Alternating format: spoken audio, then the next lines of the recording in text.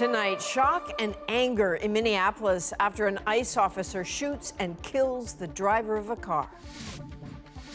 We do not want you here. Now somebody is dead. That's on you. The Trump administration calls it self-defense. We'll show you the video.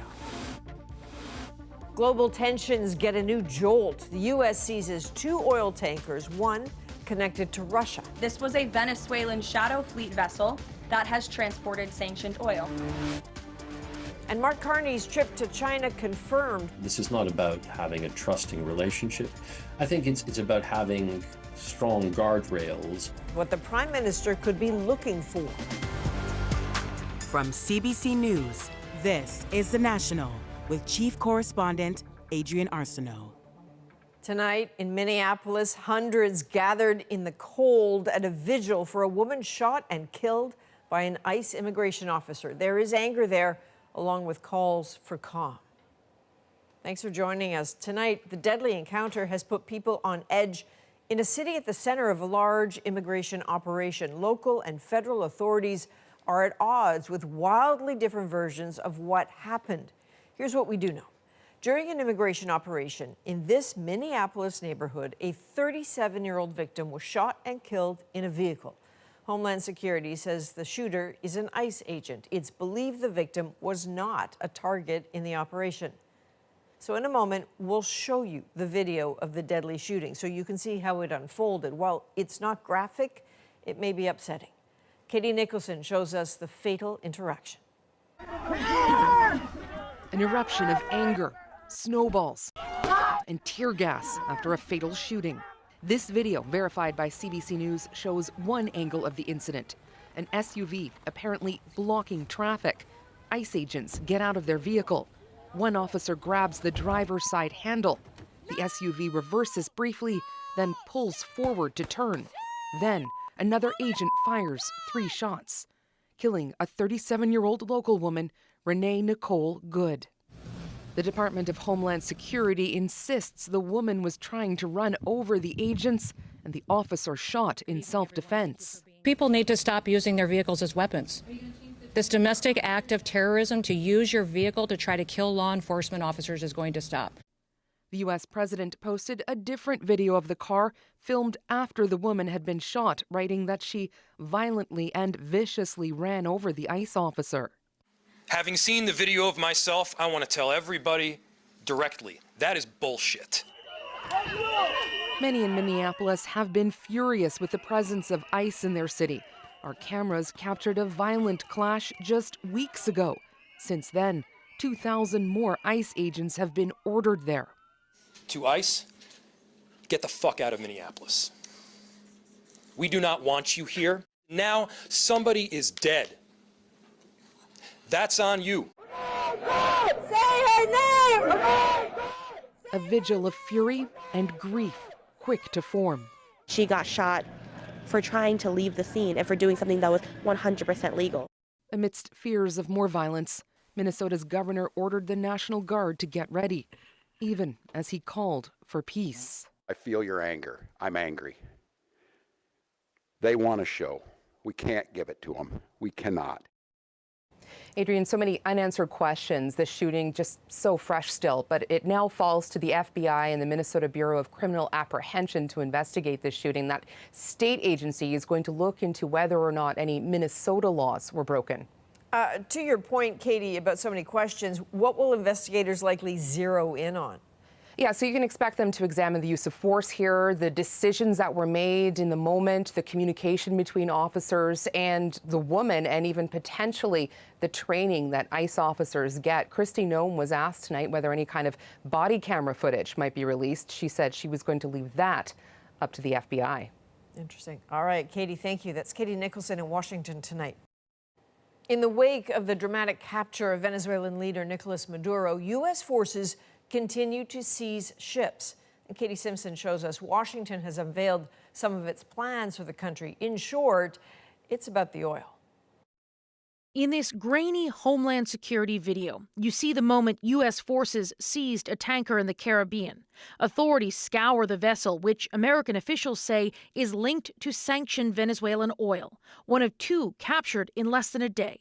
along with this tanker, which sailed under a Russian flag and had evaded American authorities for weeks. This was a Venezuelan shadow fleet vessel that has transported sanctioned oil, and the United States of America, under this president, is not going to tolerate that.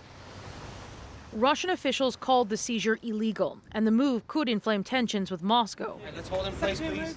If the U.S. is concerned, Trump's team is not saying. Instead, they're publicly focused on their new Venezuela plan. Step one is the stabilization of the country. We don't want it descending into chaos. The Trump administration says once the country is stable, step two is recovery, and it involves revitalizing Venezuela's oil industry. Ensuring that American, Western, and other companies have access to the Venezuelan market in a way that's fair. And plenty of private American companies want in, according to Trump's team. I'm getting barraged with inbounds. We're interested. How can we get involved? The U.S. says Venezuela has already agreed to hand over up to 50 million barrels of sanctioned oil to be sold at market value, with the Trump administration controlling the money. But the deal does not appear to be final, as Venezuela's state oil company says negotiations are ongoing. The U.S. is pressuring the regime to cooperate, in part with the military buildup off Venezuela's coast, where American troops are enforcing a partial blockade. So we're continuing to be in close coordination with the interim authorities, and their decisions are going to continue to be dictated by the United States of America. On Capitol Hill, more American lawmakers were given classified briefings, sparking new criticism from Trump's opponents. This is an insane plan. They are talking about stealing the Venezuelan oil at gunpoint for a period of time undefined as leverage to micromanage the country. The pressure campaign appears to be expanding. Trump posted on social media that Venezuela has also agreed to buy more American-made goods, agricultural products, machines, and heavy equipment. Trump says purchases will be made using revenue from that proposed sale from sanctioned oil. And Katie, a sense of this plan seems to suggest that after stabilizing and rebuilding the country, it's expected there will be some kind of transition.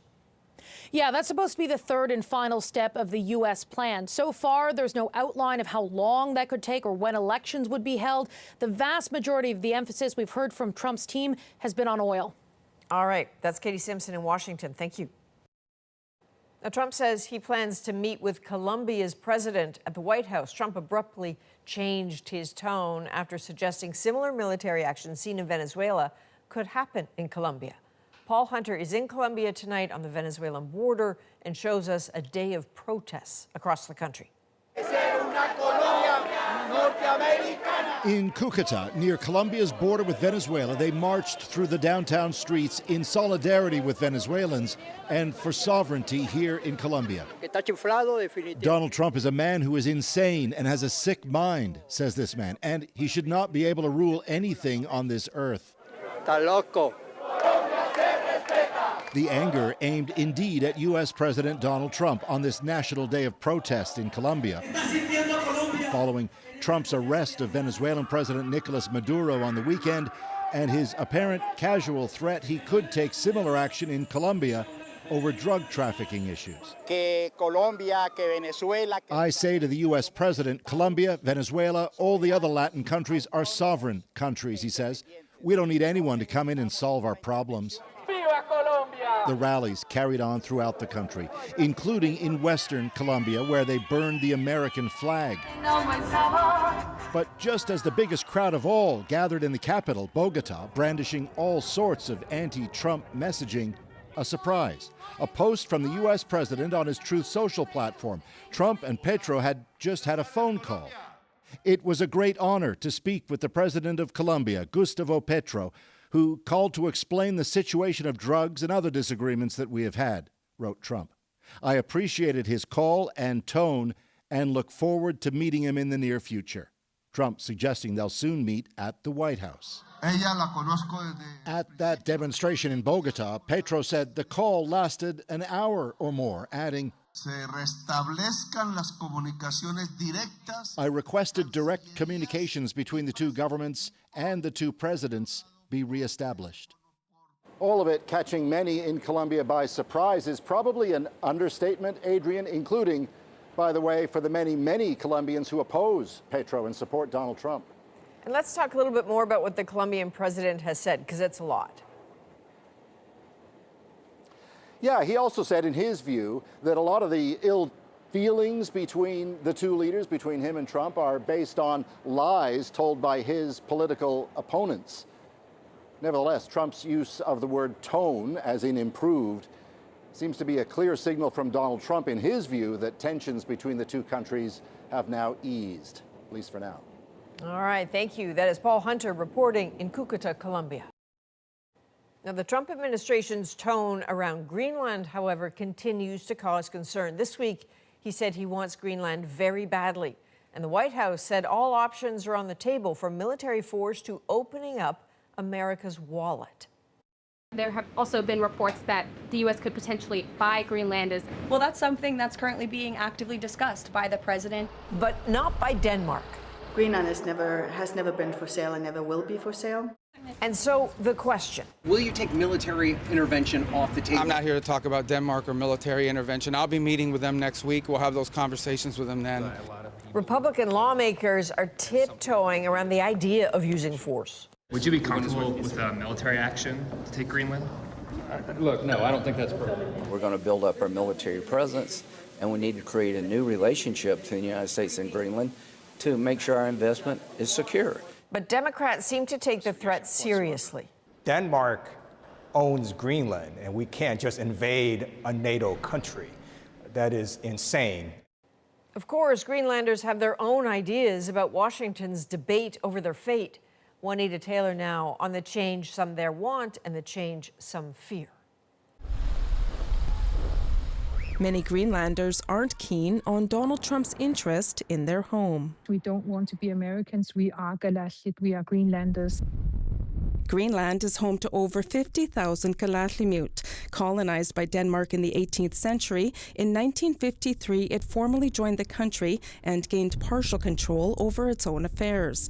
And it's looking for more sovereignty. We are in a time where we are working towards independence from the Kingdom of Denmark, and we've been working on that for many, many years. I think that it's very common that everybody wants to be sovereign in one's own house. And we really need people to respect that. Our connection. This Greenlander, now living in Nunavut, produced a documentary about the impacts of colonization. Ayu Peter says she's shocked by Trump's threats to annex the country. Inuit are sovereign of their own country, and you can't just demand to take it over just because America wants to feel secure. There may be a way to satisfy the U.S. without surrendering, says this Greenland MP. The United States is still considered the closest ally for both Denmark and Greenland, and we need to up our game in understanding strategically what is it exactly the United States wants, because we need to think about the Greenlandic people and their safety and their well-being. The Inuit Circumpolar Council is calling on dignified dialogue from all parties, including the United States. Juanita Taylor, CBC News, Rankin Inlet, Nunavut. Canada is far from immune to U.S. actions and threats on territorial and economic sovereignty. The government is explicit about finding new partnerships, and now the Prime Minister may be resetting an older, damaged relationship. Next week, Mark Carney will travel to China. Tom Perry on what's at stake. Chinese President Xi Jinping invited Mark Carney to visit Beijing when the two leaders met last October at the APEC summit in South Korea. Our countries have a long history. Carney will be the first Canadian Prime Minister to travel to China since 2017, as he seeks to thaw relations and boost trade. Never have all your eggs in one basket. We have too many eggs in the American basket. Carney's goal to steer Canada's economy away from its reliance on the U.S. and the temperamental trade policies of Donald Trump. Our relations with the United States are more complicated. We're going to have to be able to chew gum and walk at the same time. But ramping up trade with China comes with challenges of its own. No, it has got a track record of weaponizing interdependence. Beijing has shown it's not shy about throwing around its economic weight, slapping tariffs on Canadian seafood and agriculture products in response to Canadian levies on Chinese electric vehicles. There's also the matter of Chinese interference in Canadian elections, the country's human rights record, and its detention of 2 Canadian citizens for 3 years over the arrest of a Chinese tech executive, which sent Canada-China relations into freefall. One of those Canadians is Michael Kovrig. This is not about having a trusting relationship. I think it's about having strong guardrails and setting parameters for the limited areas in which mutually self-interested cooperation is possible. Mark Carney says he wants guardrails around Canada's relationship with China in areas like defense, artificial intelligence, and critical minerals. The Prime Minister's office has confirmed that after China, Carney will be stopping in Davos, Switzerland to attend the World Economic Forum, with opposition Conservatives accusing Carney of once more jetting off around the globe while Canadians suffer at home. Tom Perry, CBC News, Ottawa. After 2 major ruptures, a new report finds urgent action is needed in Calgary to fix its water infrastructure. We all don't need to go to sleep at night thinking, well, maybe tomorrow I won't be able to have my shower. A panel was struck after the 2024 failure of the key water feeder main. It found a lack of management and action dating back over 2 decades. The aging system suffered another break just last month. The authors say the main feeder needs to be replaced or will continue to be unreliable. Well, there are new details tonight about the shocking death of a child in Nova Scotia, mauled by 3 dogs on Saturday. Kayla Hounsell has more on the investigation and the efforts to help the family. Drew, he was such a sweet boy. He was just so gentle and so kind. 13-year-old Drew Nickerson was doing what he loved to do, riding his bike home from a friend's house when police say 3 large dogs ran into the road and attacked him.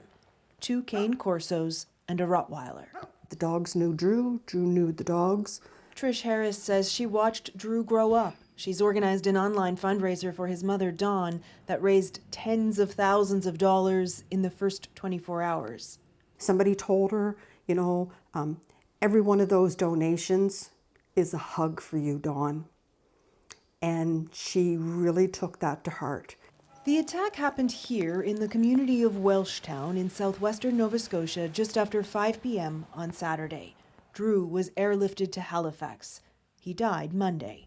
The RCMP say neither they nor Animal Control had received any previous complaints about these dogs. All 3 have now been euthanized. They say the owners have been cooperative. No charges have been laid. And the RCMP has obtained video of the attack from a neighbor's security camera. They're trying to limit the number of officers who have to watch it. Since this has happened, there's just a somber mood across the county and I would say across Nova Scotia and possibly the country. These are fishing communities, often bound by tragedies at sea. The fishermen are now also coming together to help the victims of this terrible attack. In a separate initiative, they've raised another $30,000. In a small town, like I said, everybody grew up together. A lot of people work together. So when something like this happens, everybody wants to chip in and help for sure. Drew is being remembered as a boy who loved the outdoors, four-wheelers, horses, and his dog. Kayla Hounsell, CBC News, Welshtown, Nova Scotia. There's new research tonight about popular GLP-1 weight loss drugs. What we found particularly shocking was just how fast weight was regained. What it says about what happens when people stop taking them. Next. Plus, an Alberta family puts WestJet seating in the spotlight. If they're selling a seat for a human, it should fit a human. How the airline is defending its new, tighter legroom. And later, orcas put on a show off the BC coast. People's jaws were just like wide open. A dazzling sight, all in the name of a belly rub. We're back in 2.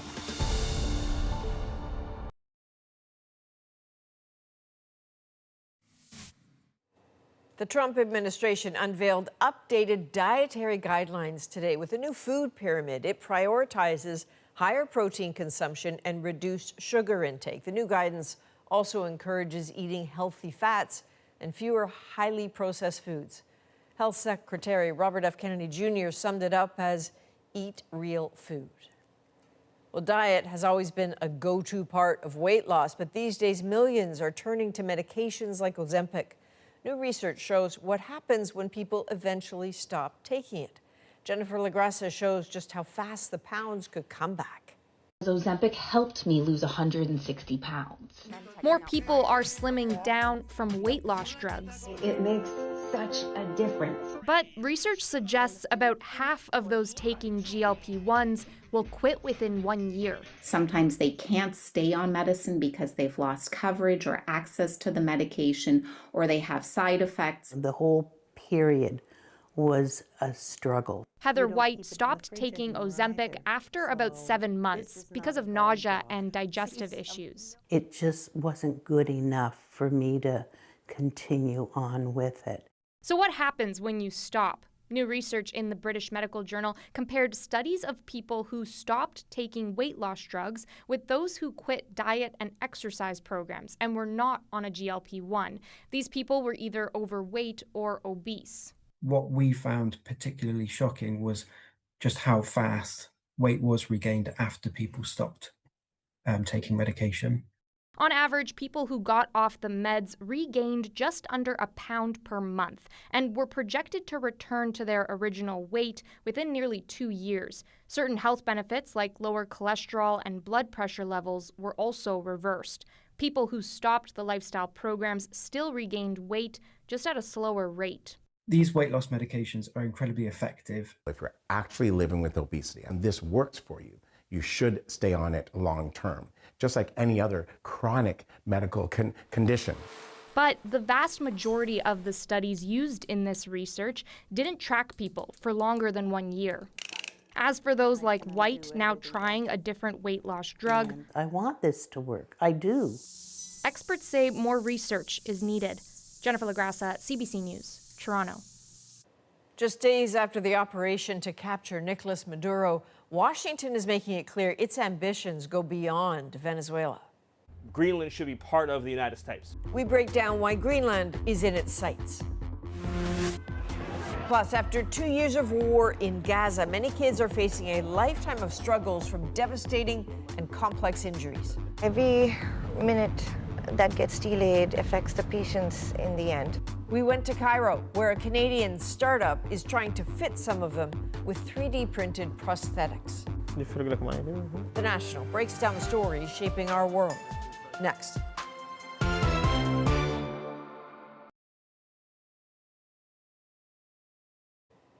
WestJet is under fire tonight after a video went viral showing a passenger struggling with limited legroom. Julia Wong shows us the narrow seating configuration and the concerns it's raising. Dad, could you just straighten out your legs there? Impossible. This video of a tight squeeze for an Alberta family on a recent WestJet flight has gone viral, showcasing passenger legroom or a lack of it. You have to pay for the other leg. Amanda Schmidt shot the video of her 6-foot 3-inch tall father cramped into his non-reclining seat. If they're selling a seat for a human, it should fit a human. It's inhumane, basically, to make people travel like this. In an email, WestJet said the plane in the video is one of our newly reconfigured aircraft.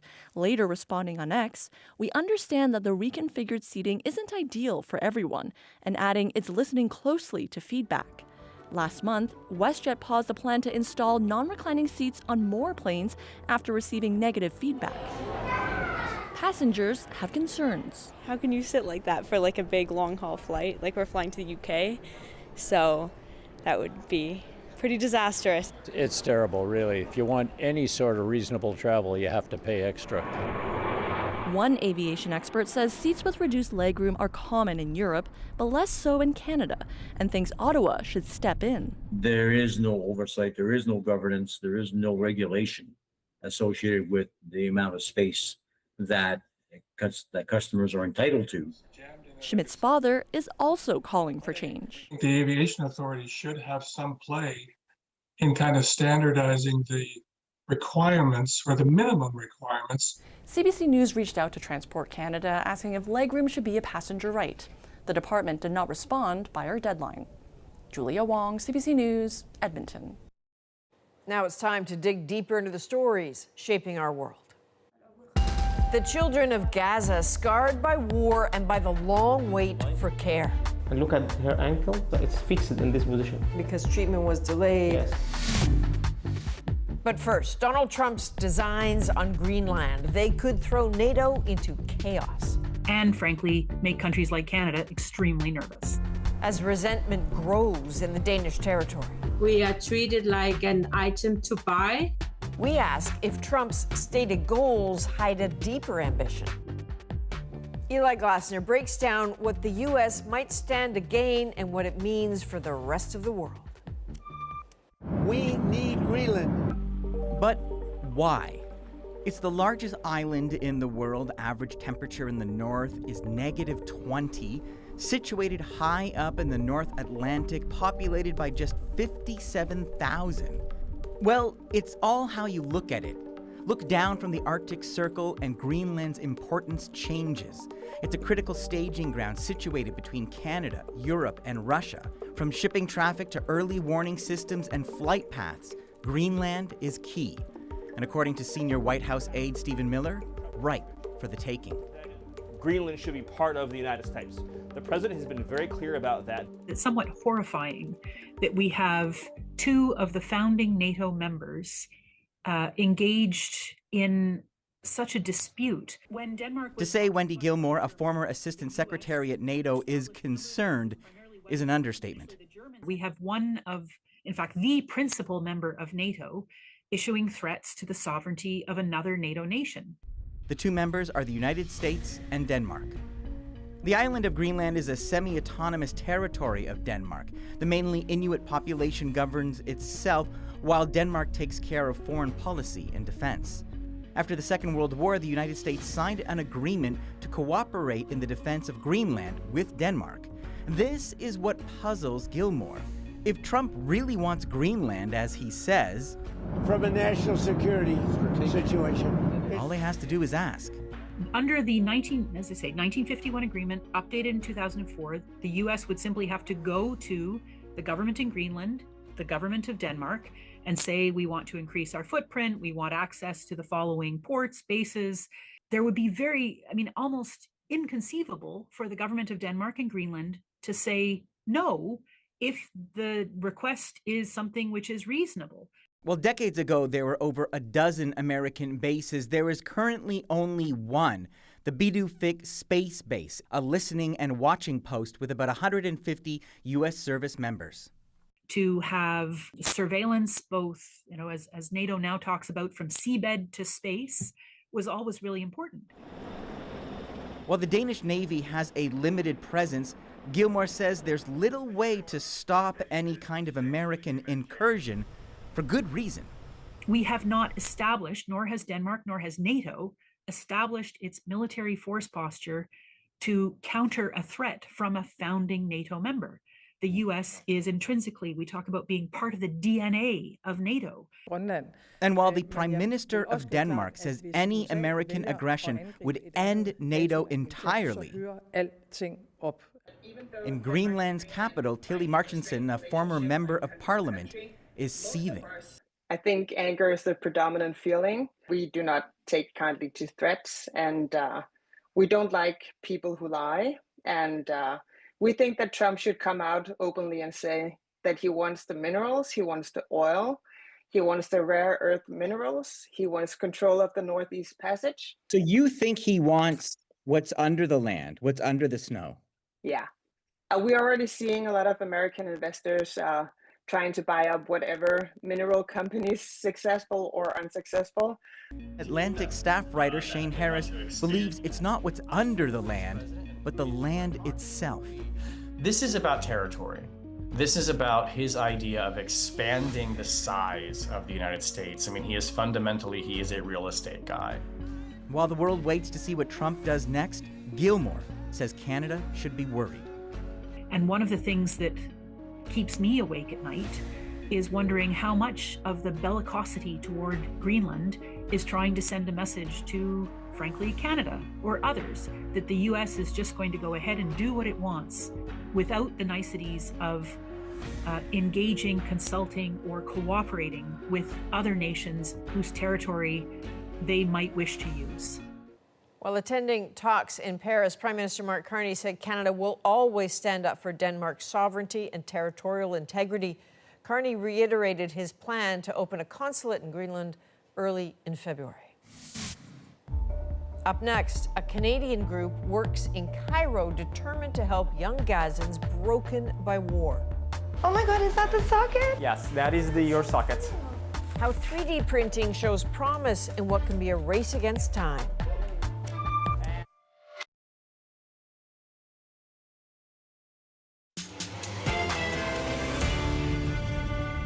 Gaza's young evacuees, deeply scarred by war and desperate for care. The bone have been smashed, not only broken. In Egypt, a Canadian group helps fight for their future. Ideal case scenario for us would be to build out a mobile clinic. How 3D printing is giving them hope. We went to Cairo to meet some of these patients and show you what they're up against. A warning, you will see some graphic images. We need to rotate the hand to be like this. Yes. The desire to help Gaza's war wounded is strong. The reality is rough. There's silicone, need the scissors, screws, Allen keys. A Canadian nonprofit called Universal Limbs working this one-off pop-up clinic in Cairo, Egypt, using all they have to help. I think there's another model of this. I'm far from sure they will really be able to. You have big ambitions here. Well, yes. I mean, we're a bunch of crazy, crazy people from all different fields and all across geographic locations that are trying to fill in a gap. Lena Zadrouli is the head of logistics, and they are all in a hurry because waiting doesn't seem an option. Not when the likes of 8-year-old Imad need them. Imad, his mom and siblings, made it out of Gaza 7 months ago, an urgent medical evacuation, in part because of Imad's hand. Mutilated in a blast as he was standing in a doorway in Gaza City. So stunned, he couldn't even cry. I was shocked. A little kid injured this way and didn't react. Self-conscious and this day really nervous. Saja Amro, the prosthetist, has a way with Imad. She fits him with the silicone glove. Still, he is not thrilled. The color has to be lighter, the fingers have to be shorter. So in 6 months, we'll adjust. But he warms up, tentatively asks to put the glove on again.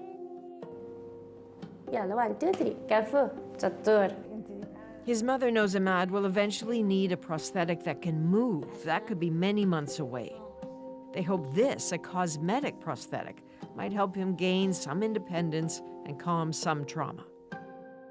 And think about that trauma. After 2 years of war, Gaza is now home to thousands of child amputees, more per capita than anywhere else in the world. And roughly 100,000 Gazans managed to get out to Egypt. Some paid brokers, others were medically evacuated. Only once here, a hard reality, that life isn't easy and medical help is complicated.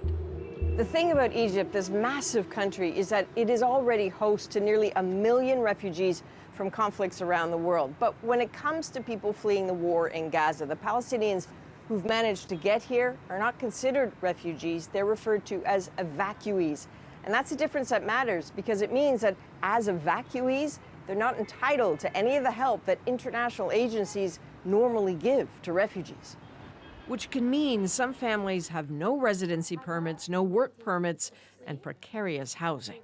So you've met a lot of kids from Gaza. Yes. They can't get health care, they can't get education. Especially for amputated patients, is that they are not really well connected. Lack of resources, living difficulties make the process itself so difficult. So groups like Universal Limbs keep wondering what the best way to help really is. So this is the articulated hand. Their ultimate goal, find a way to make prosthetics accessible in conflict zones. Rasnamantha is the lead engineer of the group. I think the most complex part about this is making it move, not using any electronics. What they really want to end up with next year is a body-powered 3D printed prosthetic made to fit patients individually. Now this area here will mimic the skin part. Now the tricky part about this is that all of the materials here are different. So that's going to be very difficult to build in Egypt. We are going to go pick up patient number 18's socket right now from a 3D printing store. Every minute that gets delayed affects the patients in the end. She's trying to find a place that can print prosthetics that are durable enough.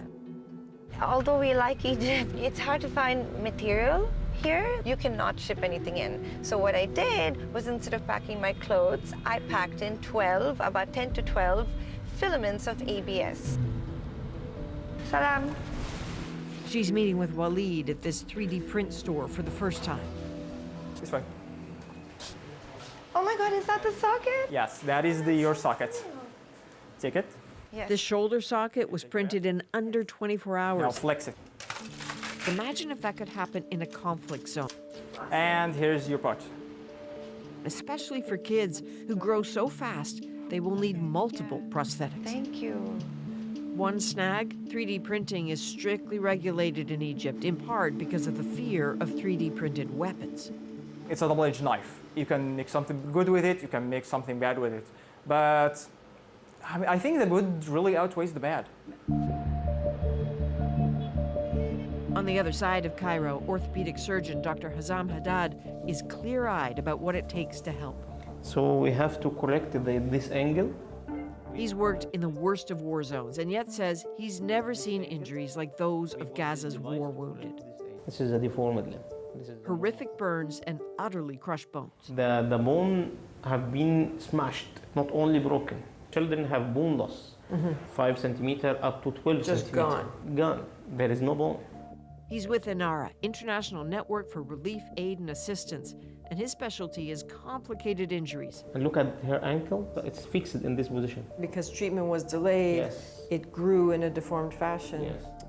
These traumas for the Palestinian are totally different. It's a very complicated injury.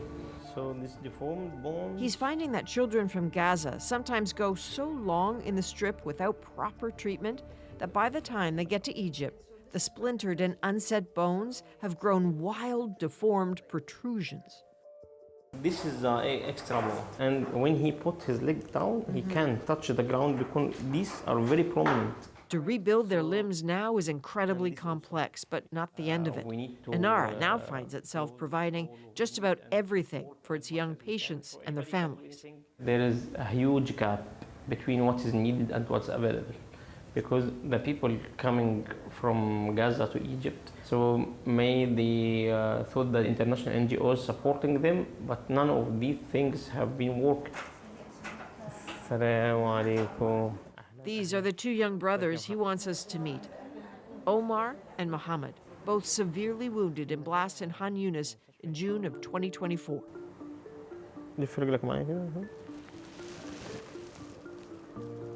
Like so many Gazans, their worst days are all on camera.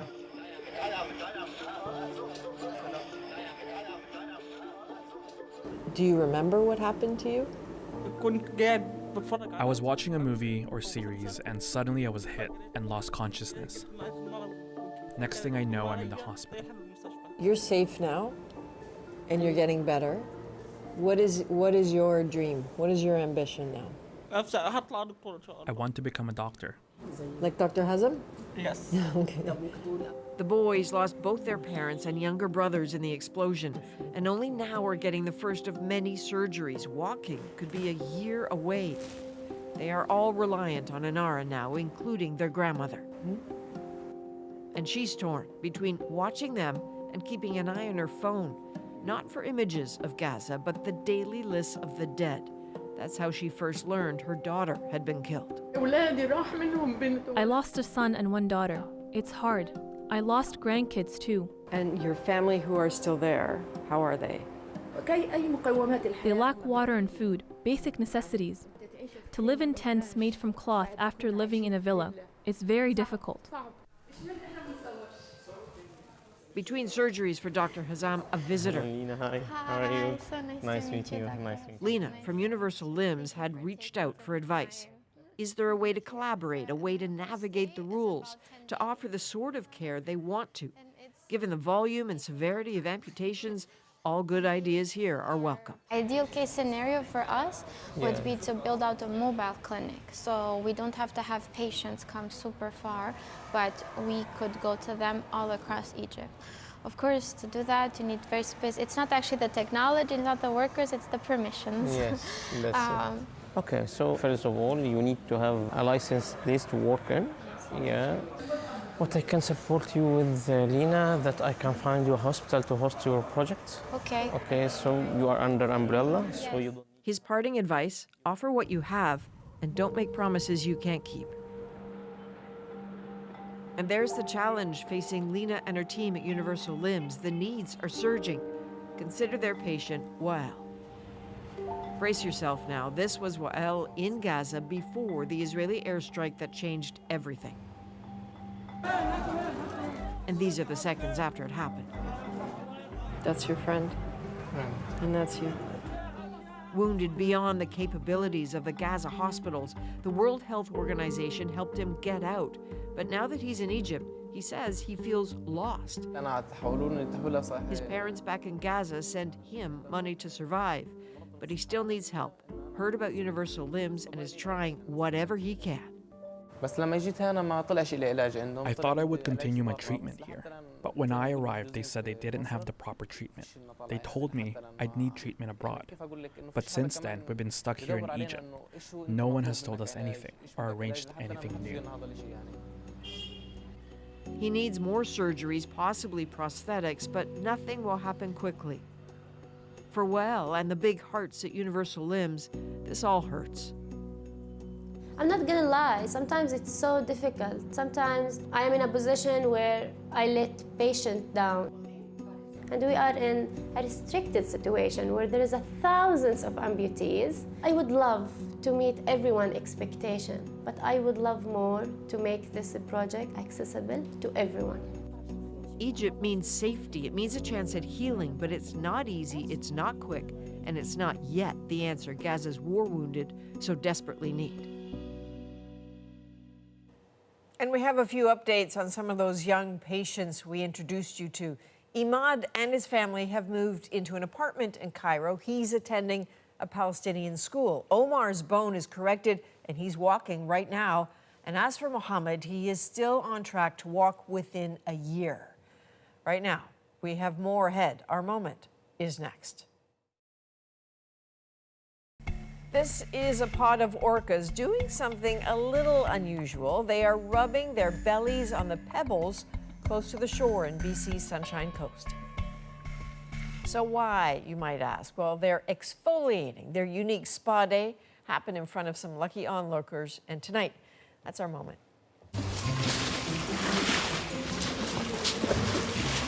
This is a once-in-a-lifetime thing. You could see down into the water and this big white belly. The dorsal fin would come out, and then all of them just started going back and forth and dragging their bellies along the pebbles, and just gave me basically the show of a lifetime. You could hear them underground, sort of the body grinding with the rocks in the water. Apparently they do that quite often and exfoliate their skin. I couldn't believe it. I'm one of the biggest orca fans in the world. They're my favorite animal. I can't get enough of them. There was probably about 15 of us down on the beach. One of the coolest things, just the silence that was happening down there. There was a few gasps, mostly from myself. People's jaws were just wide open. It felt like a party almost. A few of them would come in and give a rub and then go out and play a bit. I think we were just very lucky to be in the right place at the right time and see them doing this. So this is apparently a specialized behavior particular to this species, and everybody knows about it. The reason why there were 15 people down there on the beach is because there's a Facebook group dedicated to keeping an eye on what the orcas are up to, and once they sent that alert, everybody bolted down to the beach. From all of us at The National, thanks for being with us. I'm Adrienne Arsenault. Take care.